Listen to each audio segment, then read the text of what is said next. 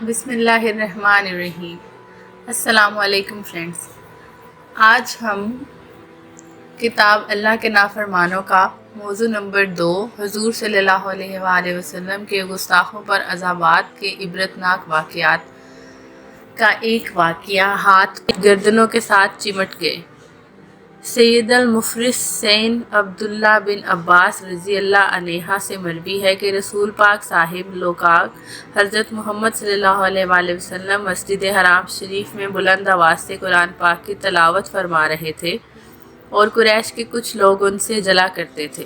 چنانچہ ایک دن وہ آپ صلی اللہ علیہ وآلہ وسلم کو پکڑنے کے لیے آئے تو فوراً ان کے ہاتھ ان کی گردنوں سے چمٹ گئے اور آنکھوں کی بینائی بھی چلی گئی، تو وہ اسی حالت میں آپ صلی اللہ علیہ وآلہ وسلم کی خدمت اقدس میں حاضر ہوئے اور کہا: اے محمد صلی اللہ علیہ وآلہ وسلم، ہم آپ سے اللہ تعالیٰ اور رشتہ داری کا واسطہ دیتے ہوئے عرض گزار ہیں کہ ہماری یہ مصیبت دور کر دیں۔ تو نبی صلی اللہ علیہ وآلہ وسلم نے ان کے لیے دعا فرمائی تو ان کی مصیبت اور پریشانی دور ہو گئی۔